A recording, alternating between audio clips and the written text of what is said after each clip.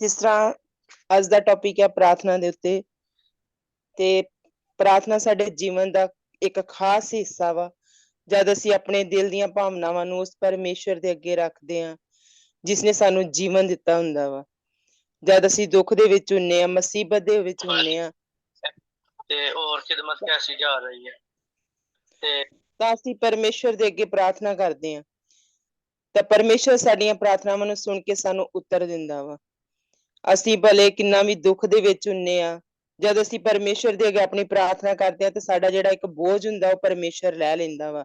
ਤਾਂ ਪਰਮੇਸ਼ਵਰ ਸਾਨੂੰ ਕੀ ਇੱਕ ਸੱਚੀ ਸ਼ਾਂਤੀ ਦੇ ਦਿੰਦਾ, ਕਿਉਂਕਿ ਸਾਡਾ ਪਰਮੇਸ਼ਵਰ ਜਿਹੜਾ ਸ਼ਾਂਤੀ ਦਾ ਰਾਜਕੁਮਾਰ ਆ। ਉਹ ਕਹਿੰਦਾ ਤੂੰ ਪੁਕਾਰ ਤੇ ਮੈਂ ਤੇਰੀ ਆਵਾਜ਼ ਨੂੰ ਸੁਣਨ ਵਾਲਾ ਪਰਮੇਸ਼ਵਰ ਆ। ਤੇ ਉਹ ਸਾਡੀ ਆਵਾਜ਼ ਨੂੰ ਸੁਣਦਾ। ਜਿਹੜੇ ਸਾਡੇ ਅਲਫਾਜ਼ ਹੁੰਦੇ, ਜਿਹੜੇ ਸਾਡੇ ਲਫ਼ਜ਼ ਹੁੰਦੇ ਆ, ਚਾਹੇ ਉਹ ਦੁੱਖ ਦੇ ਹੋਣ ਚਾਹੇ ਉਹ ਖੁਸ਼ੀ ਦੇ ਹੋਣ, ਜਦ ਅਸੀਂ ਪਰਮੇਸ਼ਵਰ ਦੇ ਅੱਗੇ ਅਸੀਂ ਉਹਨਾਂ ਪ੍ਰਾਰਥਨਾਵਾਂ ਨੂੰ ਕਰਦੇ ਆ ਤੇ ਸਾਡਾ ਪਰਮੇਸ਼ਵਰ ਕੀ ਆ ਸੁਣ ਲੈਂਦਾ ਵਾ। ਤੇ ਪਰਮੇਸ਼ਵਰ ਦੇ ਵਚਨ ਦੇ ਵਿੱਚ ਵੀ ਲਿਖਿਆ ਹੋਇਆ ਜ਼ਬੂਰ 34 ਦੇ ਵਿੱਚ ਕਿ ਯਹੋਵਾ ਦੀਆਂ ਅੱਖੀਆਂ ਜਿਹੜੀਆਂ ਵਾ ਧਰਮੀਆਂ ਦੀ ਦੁਹਾਈ ਦੇ ਉੱਤੇ ਕੀ ਆ ਲੱਗੀਆਂ ਰਹਿੰਦੀਆਂ। ਤੇ ਲਿਖਿਆ ਯਹੋਵਾ ਧਰਮੀ ਦੁਹਾਈ ਦਿੰਦਾ ਤੇ ਯਹੋਵਾ ਕੀ ਆ ਸੁਣਦਾ ਵਾ। ਜਦ ਅਸੀਂ ਪਰਮੇਸ਼ਵਰ ਦੇ ਅੱਗੇ ਆਪਣੀ ਦੁਹਾਈ ਦਿੰਨੇ, ਆਪਣੇ ਦੁੱਖ ਤਕਲੀਫਾਂ ਨੂੰ, ਜੋ ਵੀ ਸਾਡੇ ਮਨ ਦੇ ਵਿੱਚ ਹੁੰਦਾ, ਅਸੀਂ ਪਰਮੇਸ਼ਵਰ ਦੇ ਨਾਲ ਇੱਕ ਗੱਲਬਾਤ ਕਰਦੇ ਪ੍ਰਾਰਥਨਾ ਦੇ ਰੂਪ ਦੇ ਵਿੱਚ, ਤੇ ਯਹੋਵਾ ਸੁਣਦਾ ਹੈ ਅਤੇ ਸਾਨੂੰ ਸਾਰਿਆਂ ਦੁੱਖਾਂ ਤੋਂ ਛੁਡਾਉਂਦਾ ਵਾ। ਜਦ ਅਸੀਂ ਜਾਂ ਕਿਸੇ ਚੀਜ਼ ਦੇ ਲਈ ਉਸ ਪਰਮੇਸ਼ਵਰ ਦੇ ਅੱਗੇ ਪੁਕਾਰਦੇ ਹਾਂ ਤਾਂ ਪਰਮੇਸ਼ਵਰ ਦੇ ਵਚਨ 'ਚ ਲਿਖਿਆ ਪੁਕਾਰ ਤੇ ਮੈਂ ਤੇਰੀ ਆਵਾਜ਼ ਨੂੰ ਸੁਣਾਂਗਾ ਤੇ ਮੈਂ ਹੀ ਤੇਰੀ ਸਹਾਇਤਾ ਕਰਾਂਗਾ। ਸਾਡੀ ਸਹਾਇਤਾ ਕੋਈ ਨਹੀਂ ਕਰਦਾ, ਲੇਕਿਨ ਕੇਵਲ ਸਾਡੀਆਂ ਪ੍ਰਾਰਥਨਾਵਾਂ, ਸਾਡਾ ਪਰਮੇਸ਼ਵਰ ਸਾਡੀ ਜਦ ਅਸੀਂ ਪ੍ਰਾਰਥਨਾ ਦੇ ਰੂਪ ਵਿੱਚ ਪਰਮੇਸ਼ਵਰ ਦੇ ਸਨਮੁਖ ਰੱਖਦੇ ਹਾਂ ਤਾਂ ਸਾਡਾ ਪਰਮੇਸ਼ਵਰ ਸਾਨੂੰ ਪ੍ਰਾਰਥਨਾ ਦੇ ਰੂਪ ਵਿੱਚ ਸਾਡੀਆਂ ਦੁਆਵਾਂ ਨੂੰ ਸੁਣ ਕੇ ਸਾਡੀ ਸਹਾਇਤਾ ਕਰਦਾ ਵਾ। ਇਸੇ ਤਰ੍ਹਾਂ ਵਚਨ ਦੇ ਵਿੱਚ ਮਤੀ ਦੀ ਅੰਜੀਲ ਮਤੀ ਦੇ ਵਿੱਚ ਵੀ ਲਿਖਿਆ 6 ਚੈਪਟਰ ਦੇ ਵਿੱਚ ਲਿਖਿਆ ਹੋਇਆ ਵਾ ਕਿ ਪੁਕਾਰ ਤੇ ਮੈਂ ਤੇਰੀ ਆਵਾਜ਼ ਨੂੰ ਸੁਣਾਂਗਾ। ਉਸ ਟਾਈਮ ਹੀ ਪ੍ਰਾਰਥਨਾ ਜਿਹੜੀ ਆ ਲਿਖੀ ਗਈ ਆ ਕਿ ਸਾਨੂੰ ਕਿਸ ਤਰ੍ਹਾਂ ਉਸ ਪਰਮੇਸ਼ਵਰ ਦੇ ਅੱਗੇ ਜਿਹੜੀ ਆਪਣੀ ਪ੍ਰਾਰਥਨਾ ਕਰਨੀ ਚਾਹੀਦੀ ਆ। ਸਾਨੂੰ ਇੱਕ ਕਪਟੀਆਂ ਦੀ ਤਰ੍ਹਾਂ ਨਹੀਂ ਬੋਲਣਾ ਚਾਹੀਦਾ। ਜੋ ਵੀ ਅਸੀਂ ਪਰਮੇਸ਼ਵਰ ਦੇ ਅੱਗੇ ਰੱਖ ਰਹੇ ਹਾਂ ਸਾਨੂੰ ਇੱਕ ਸੋਚ ਸਮਝ ਕੇ ਬੋਲਣਾ ਚਾਹੀਦਾ। ਇਸ ਤਰ੍ਹਾਂ ਲਿਖਿਆ ਹੋਇਆ ਮਤੀ ਦੀ 6 ਦੇ ਵਿੱਚ ਲਿਖਿਆ ਜਦੋਂ ਤੁਸੀਂ ਪ੍ਰਾਰਥਨਾ ਕਰੋ ਤਾਂ ਕਪਟੀਆਂ ਦੀ ਤਰ੍ਹਾਂ ਨਾ ਕਰੋ, ਕਿਉਂਕਿ ਉਹ ਪ੍ਰਾਰਥਨਾ ਘਰਾਂ ਅਤੇ ਚੌਂਕਾਂ ਵਿੱਚ ਖੜੇ ਹੋ ਕੇ ਪ੍ਰਾਰਥਨਾ ਕਰਨੀ ਪਸੰਦ ਕਰਦੇ ਹਨ ਤਾਂ ਜੋ ਮਨੁੱਖ ਉਹਨਾਂ ਨੂੰ ਵੇਖਣ ਤੇ ਉਹ ਤੁਹਾਨੂੰ ਮਤਲਬ ਉਹ ਵੇਖਣ, ਮਨੁੱਖਾਂ ਨੂੰ ਵੇਖਣ। ਮੈਂ ਤੁਹਾਨੂੰ ਸੱਚ ਆਖਦਾ ਹਾਂ ਕਿ ਉਹ ਆਪਣਾ ਫਲ ਜਿਹੜਾ ਪਾ ਚੁੱਕੇ ਹਨ।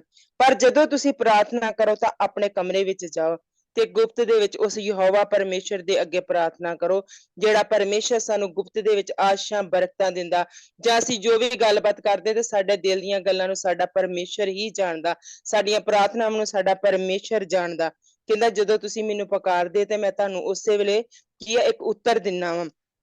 ਫਿਰ ਇਸੇ ਤਰ੍ਹਾਂ ਵਚਨ ਦੇ ਵਿੱਚ ਲਿਖਿਆ, ਮਤੀ ਦੇ ਵਿੱਚ ਲਿਖਿਆ ਹੋਇਆ ਅਜੇ ਸਭ ਤੋਂ ਤੁਸੀਂ ਨੇਚਾ ਨਾਲ ਪ੍ਰਾਰਥਨਾ ਕਰਕੇ ਮੰਗੋ ਸੋ ਪਾਓਗੇ। ਜਦ ਅਸੀਂ ਨੇਚਾ ਕਰਕੇ ਉਸ ਪਰਮੇਸ਼ਰ ਦੇ ਅੱਗੇ ਪ੍ਰਾਰਥਨਾ ਕਰਦੇ ਹਾਂ ਤਾਂ ਪਰਮੇਸ਼ਰ ਸਾਨੂੰ ਕੀ ਆ ਦੇ ਦਿੰਦਾ ਵਾ।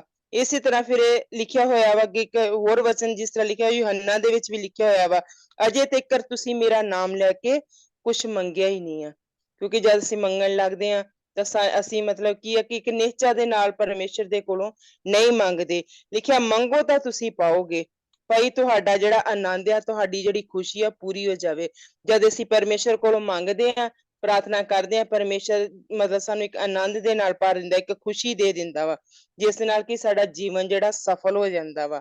ਫਿਰ ਇਸ ਤਰ੍ਹਾਂ ਜ਼ਬੂਰ ਦੇ ਵਿੱਚ ਵੀ ਲਿਖਿਆ ਵਾ ਪਰ ਪਰਮੇਸ਼ਰ ਨੇ ਸੱਚਮੁੱਚ ਸਾਨੂੰ ਜਿਹੜਾ ਇੱਕ ਸਾਡੀ ਜਿਹੜਾ ਪ੍ਰਾਰਥਨਾ ਇੱਕ ਜ਼ਰੀਆ ਬਣਾਇਆ ਹੋਇਆ ਵਾ ਕਿ ਜਦ ਅਸੀਂ ਉਸ ਪਰਮੇਸ਼ਰ ਦੇ ਕੋਲੋਂ ਉਸਦੇ ਕੋਲ ਜਾਂਦੇ ਹਾਂ ਤੇ ਉਹ ਸਾਡੇ ਨਾਲ ਕੀ ਇੱਕ ਗੱਲਬਾਤ ਕਰਦਾ ਵਾ। ਜਿਸ ਤਰ੍ਹਾਂ ਬ੍ਰਦਰ ਨੇ ਵੀ ਹੁਣ ਬਹੁਤ ਵਧੀਆ ਦੱਸਿਆ ਹੋਇਆ ਪ੍ਰਾਰਥਨਾ ਦੇ ਵਿੱਚ ਕਿ ਸਾਨੂੰ ਜਿਹੜਾ ਉਸ ਪਰਮੇਸ਼ਰ ਦੇ ਕਿਸੇ ਨਾਲ ਅਸੀਂ ਗੱਲ ਨਹੀਂ ਕਰ ਸਕਦੇ, ਪਰ ਇੱਕ ਪ੍ਰਾਰਥਨਾ ਜਿਹੜੀ ਆ ਅਸੀਂ ਪਰਮੇਸ਼ਰ ਦੇ ਨਾਲ ਕਰਕੇ ਅਸੀਂ ਇਨਸਾਨ ਦੇ ਨਾਲ ਆਪਣੇ ਦਿਲ ਦੀ ਗੱਲ ਨਹੀਂ ਕਰ ਸਕਦੇ, ਪਰ ਆਪਣੇ ਯਹੋਵਾ ਪਰਮੇਸ਼ਰ ਦੇ ਅੱਗੇ ਪ੍ਰਾਰਥਨਾ ਦੇ ਜ਼ਰੀਏ ਜਿਹੜੀ ਅਸੀਂ ਇੱਕ ਗੱਲ ਕੀ ਆ ਅਸੀਂ ਕਰ ਸਕਦੇ ਹਾਂ।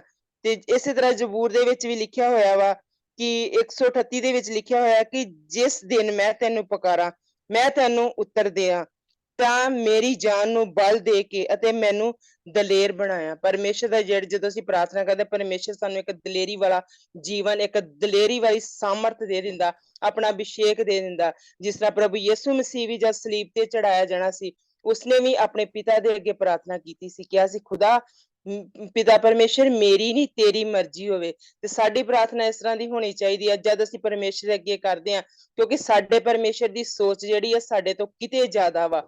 ਅਸੀਂ ਤਾਂ ਕਿਸੇ ਮੰਗਣ ਲੱਗਿਆਂ ਕੁੱਲ ਭੁੱਲ ਸਕਦੇ ਹਾਂ ਜਾਂ ਅਸੀਂ ਕੁਝ ਕਹਿ ਸਕਦੇ ਹਾਂ, ਪਰ ਸਾਡਾ ਪਰਮੇਸ਼ਰ ਸਾਡੇ ਤੋਂ ਹੀ ਬਿਹਤਰ ਜਾਣਦਾ ਕਿ ਮੇਰੇ ਬੱਚਿਆਂ ਨੂੰ ਕਿਸ ਚੀਜ਼ ਦੀ ਜ਼ਰੂਰਤ ਆ। ਔਰ ਪਰਮੇਸ਼ਰ ਸਾਡੇ ਦਿਲਾਂ ਨੂੰ, ਇੱਕ ਜਿਸ ਤਰ੍ਹਾਂ ਅਸੀਂ ਆਪਣੇ ਦਿਲ ਦੀਆਂ ਭਾਵਨਾ ਨੂੰ ਪਰਮੇਸ਼ਰ ਦੇ ਅੱਗੇ ਰੱਖਦੇ ਹਾਂ, ਤੇ ਪਰਮੇਸ਼ਰ ਸੁਣ ਕੇ ਸਾਨੂੰ ਕੀ ਆ, ਉੱਤਰ ਦਿੰਦਾ ਤੇ ਸਾਡੀਆਂ ਸਾਰੀਆਂ ਲੋੜਾਂ ਜ਼ਰੂਰਤ ਨੂੰ ਸਾਡਾ ਪਰਮੇਸ਼ਰ ਜਿਹੜਾ ਪੂਰੀਆਂ ਕਰਦਾ ਵਾ। ਇਸ ਕਰਕੇ ਸਾਨੂੰ ਇੱਕ ਫੈਮਿਲੀ ਪ੍ਰੇਅਰ ਦੇ ਵਿੱਚ ਬੈਠਣਾ ਚਾਹੀਦਾ, ਆਪਣੇ ਬੱਚਿਆਂ ਨੂੰ ਲੈ ਕੇ ਇੱਕ ਪਰਿਵਾਰ ਦੇ ਰੂਪ ਦੇ ਵਿੱਚ ਜਦ ਅਸੀਂ ਬੈਠਦੇ ਹਾਂ ਤਾਂ ਪਰਮੇਸ਼ਰ ਕੀ ਆ, ਸਾਨੂੰ ਬਹੁਤ ਸਾਰੀ ਬਲ ਦਿੰਦਾ। ਇੱਕ ਦੁਖੀ ਦੇ ਲਈ ਪ੍ਰਾਰਥਨਾ ਕਰਨਾ, ਵਿਧਵਾ ਲਈ, ਅਨਾਥਾਂ ਦੇ ਲਈ ਪ੍ਰਾਰਥਨਾ ਕਰਨਾ, ਤਾਂ ਸਾਡਾ ਪਰਮੇਸ਼ਰ ਸਾਨੂੰ ਇਹਦੇ ਚ ਬਹੁਤ ਸਾਮਰਥ ਦਿੰਦਾ ਵਾ। ਜਦ ਕੋਈ ਬਿਮਾਰ ਹੁੰਦਾ ਤਾਂ ਮੇਰਾ ਵਿਸ਼ਵਾਸ ਹੈ ਕਿ ਸਾਨੂੰ ਰਲ ਕੇ ਪ੍ਰਾਰਥਨਾ ਕਰਨੀ ਚਾਹੀਦੀ ਹੈ ਤੇ ਸਾਡਾ ਪਰਮੇਸ਼ਰ ਸੁਣ ਕੇ ਜਲਦੀ ਸਾਨੂੰ ਉੱਤਰ ਦਿੰਦਾ, ਕਿਉਂਕਿ ਵਚਨ ਦੇ ਵਿੱਚ ਵੀ ਲਿਖਿਆ ਹੋਇਆ ਵਾ ਕਿ ਤੁਸੀਂ ਰੋਗੀਆਂ ਦੇ ਲਈ ਪ੍ਰਾਰਥਨਾ ਕਰੋ। ਜਦ ਅਸੀਂ ਕਿਸੇ ਰੋਗੀ ਦੇ ਲਈ, ਕਿਸੇ ਦੁਖੀ ਦੇ ਲਈ, ਕਿਸੇ ਲਾਚਾਰ ਦੇ ਲਈ ਪ੍ਰਾਰਥਨਾ ਕਰਦੇ ਹਾਂ ਤਾਂ ਪਰਮੇਸ਼ਰ ਸਾਡੀਆਂ ਉਹਨਾਂ ਦੁਆਵਾਂ ਨੂੰ ਸੁਣਦਾ ਵਾ। ਤਾਂ ਪਰਮੇਸ਼ਰ ਉਹਨਾਂ ਨੂੰ ਤਾਂ ਚੰਗਿਆਈ ਦਿੰਦਾ ਹੈ, ਪਰ ਪਰਮੇਸ਼ਰ ਸਾਨੂੰ ਵੀ ਆਸ਼ੀਸ਼ ਤੇ ਬਰਕਤਾਂ ਦੇ ਨਾਲ ਉਸ ਟਾਈਮ ਭਰ ਦਿੰਦਾ ਵਾ। ਵਚਨ ਦੇ ਥਰੂ ਮੈਂ ਇਹੀ ਗੱਲ ਕਵਾਂਗੀ ਕਿ ਪ੍ਰਾਰਥਨਾ ਸਾਡਾ ਜੀਵਨ ਦਾ ਇੱਕ ਖਾਸ ਮਕਸਦ ਆ। ਸਾਨੂੰ ਪ੍ਰਾਰਥਨਾ ਜਿਹੜੀ ਜ਼ਿਆਦਾ ਤੋਂ ਜ਼ਿਆਦਾ ਸਮਾਂ ਜਿਹੜਾ ਖੁਦਾ ਦੇ ਵਿੱਚ ਗੁਜ਼ਾਰਨਾ ਚਾਹੀਦਾ ਵਾ, ਕਿ ਪ੍ਰਾਰਥਨਾ ਕਰਨ ਦਾ ਕੋਈ ਵੀ ਸਮਾਂ ਨਹੀਂ ਹੈ। ਅਸੀਂ ਕਿਸੇ ਵੀ ਟਾਈਮ ਆਪਣੇ ਪਰਮੇਸ਼ਰ ਦੇ ਸਨਮੁਖ ਜਾ ਸਕਦੇ ਹਾਂ। ਖਾਣਾ ਬਣਾਉਂਦੇ ਸਮੇਂ ਵੀ ਅਸੀਂ ਪ੍ਰਾਰਥਨਾ ਕਰ ਸਕਦੇ ਹਾਂ। ਜਿਸ ਤਰ੍ਹਾਂ ਅਸੀਂ ਘਰ ਦੇ ਵਿੱਚ ਬੈਠੇ ਹਾਂ, ਅਸੀਂ ਉਸ ਟਾਈਮ ਵੀ ਆਪਣੇ ਪਰਮੇਸ਼ਰ ਦੀ ਹਜ਼ੂਰੀ ਦੇ ਵਿੱਚ ਜਾ ਸਕਦੇ ਹਾਂ। ਜਦ ਅਸੀਂ ਆਪਣੇ ਬੱਚਿਆਂ ਨੂੰ ਲੈ ਕੇ ਜਾ ਸਕਦੇ ਹਾਂ, ਜਾਂ ਸਾਡੇ ਜੀਵਨ ਦੇ ਵਿੱਚ ਜਦ ਕੋਈ ਸਾਡੇ ਨਾਲ ਕੋਈ ਇਹੋ ਜਿਹੀ ਗੱਲ ਕਰਦਾ ਵਾ ਕਿ ਹਾਂ ਜੀ ਮੈਂ ਦੁਖੀ ਹਾਂ ਜਾਂ ਮੈਂ ਬਿਮਾਰ ਵਾਂ ਜਾਂ ਕੁਛ ਵੀ ਆ, ਭਲੇ ਉਹ ਲੋਕ ਨਹੀਂ ਵੀ ਪਰਮੇਸ਼ਰ ਨੂੰ ਜਾਣਦੇ ਹੋਣਗੇ, ਫਿਰ ਵੀ ਅਸੀਂ ਪ੍ਰਾਰਥਨਾ ਉਹਨਾਂ ਲੋਕਾਂ ਲਈ ਕਰ ਸਕਦੇ ਹਾਂ। ਕਿਉਂਕਿ ਉਹ ਲੋਕ ਜਦ ਸਾਡੇ ਨਾਲ ਗੱਲ ਕਰ ਰਹੇ ਨੇ ਕਿ ਜਾਂ ਕੋਈ ਦੁੱਖ ਦੇ ਵਿੱਚ ਆ, ਮੁਸੀਬਤ ਦੇ ਵਿੱਚ ਆ, ਤਾਂ ਅਸੀਂ ਜਾਣਦੇ ਹਾਂ ਕਿ ਸਾਡਾ ਪਰਮੇਸ਼ਰ ਉੱਤਰ ਦੇਣ ਵਾਲਾ ਪਰਮੇਸ਼ਰ ਆ ਤੇ ਸਾਡਾ ਪਰਮੇਸ਼ਰ ਸਾਡੀਆਂ ਪ੍ਰਾਰਥਨਾਵਾਂ ਨੂੰ ਸੁਣ ਕੇ ਉਹਨਾਂ ਲੋਕਾਂ ਉੱਤੇ ਵੀ ਦਇਆ ਕਰ ਸਕਦਾ ਜੋ ਪਰਮੇਸ਼ਰ ਨੂੰ ਨਹੀਂ ਜਾਣਦੇ ਆ। ਇਸ ਲਈ ਖੁਦਾ ਦਾ ਮੈਂ ਧੰਨਵਾਦ, ਸ਼ੁਕਰ ਕਰਦੀ ਹਾਂ ਇਸ ਸਮੇਂ ਦੇ ਲਈ, ਇਸ ਮੌਕੇ ਦੇ ਲਈ। ਖੁਦਾ ਸਭ ਨੂੰ ਬਰਕਤ ਦੇਵੇ। ਆਮੀਨ।